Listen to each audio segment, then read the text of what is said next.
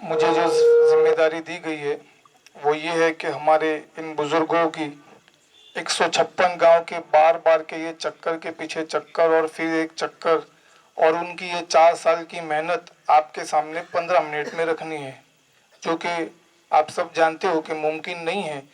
इसलिए मैंने अपनी बात का जो रुख थोड़ा सा मोड़ दिया।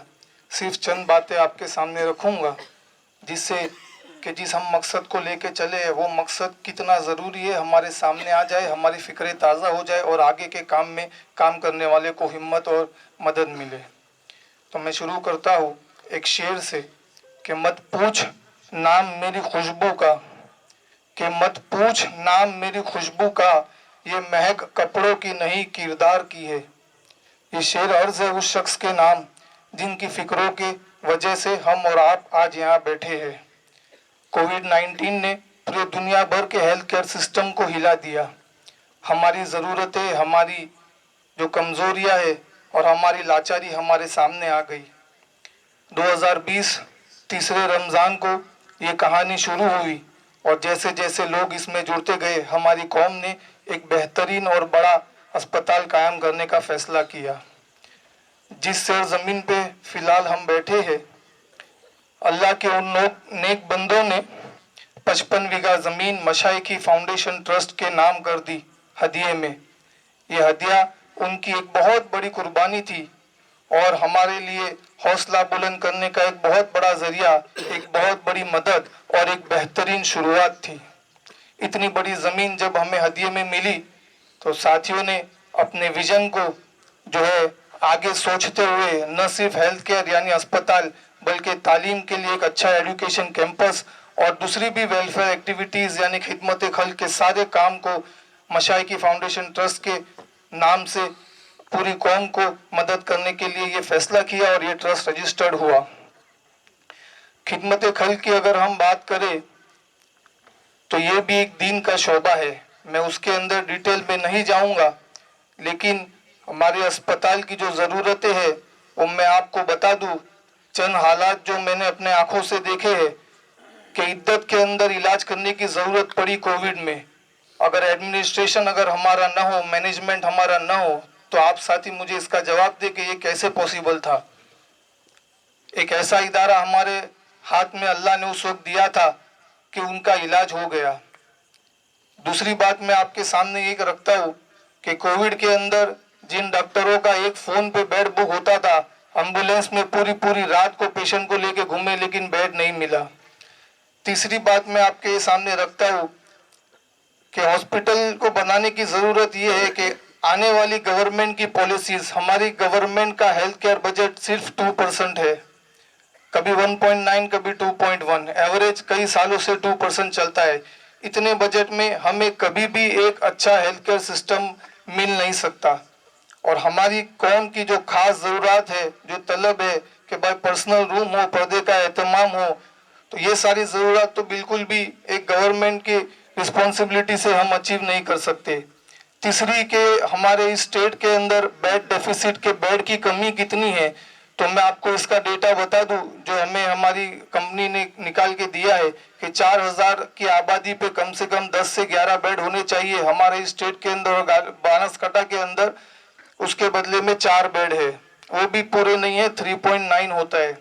तो ये सारे बातें हैं जिनकी वजह से जो है अस्पताल की इस लाइन के अंदर हमें फिलहाल फिक्र करने की ज़रूरत है।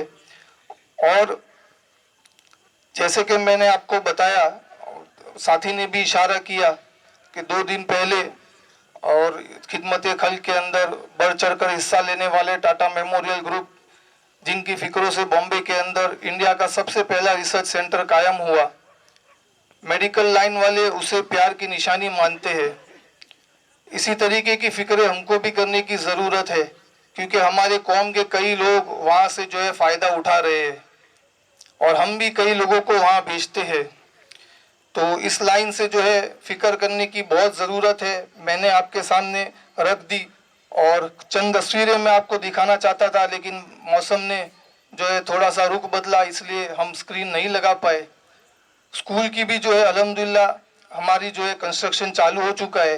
हॉस्पिटल कैसा बनेगा उसकी मैं आपको एक ब्रीफिंग दे दूं लगभग हमारा 1.5 लाख स्क्वायर फीट और उससे जायद का कंस्ट्रक्शन है। उसके अंदर ऑडिटोरियम, इबादतगाह और रेस्टोरेंट इंक्लूड नहीं है, ये सिर्फ हॉस्पिटल की क्लिनिकल फैसिलिटीज है। और 226 बेड हमारे अल्हम्दुलिल्लाह रजिस्टर्ड हो गए। NABH क्राइटेरिया जो गवर्नमेंट के स्टैंडर्ड्स होते हैं हॉस्पिटल के बेस्ट क्वालिटी ट्रीटमेंट और उसके कंस्ट्रक्शन के, वो इंशाल्लाह फॉलो होंगे। डिपार्टमेंट वाइज अल्हम्दुलिल्लाह सभी डिपार्टमेंट यहाँ इंक्लूड होगा।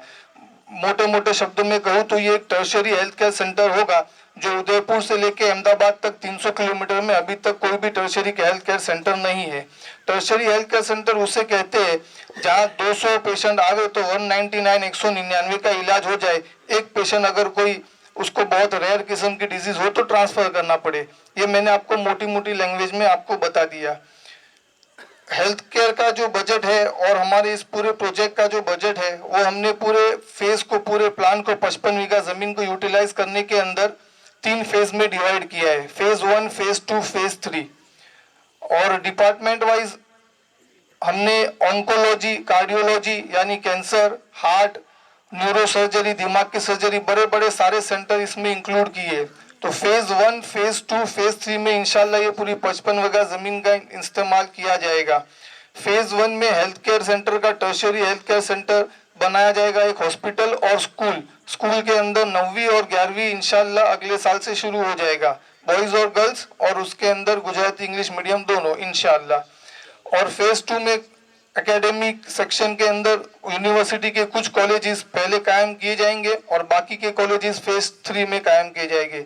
ये पूरे प्लान का बजट जो है 400 करोड़ के करीब है, बहुत ही छोटा बजट है। और हमारी लैंग्वेज में कहो तो ये चिल्लर बजट है। आप सब हंसेंगे लेकिन मैं आपको ये बता दूं, हमारी कौम की आबादी 5 से 5.5 लाख अफराद है। अगर हम 2.5 लाख अफराद को सिर्फ दुआ और अपनी वक्त की कुर्बानी देने के लिए तय करें और बाकी 3 लाख अफराद अगर रोजाना हमें एक चाय, एक पान का खर्चा यानी 10 रुपया दे तो रोजाना के 30 लाख रुपए होते हैं। एक साल के 109-110 करोड़ होते हैं। ये प्रोजेक्ट 15 महीने में कंप्लीट हो सकता है फेज 1।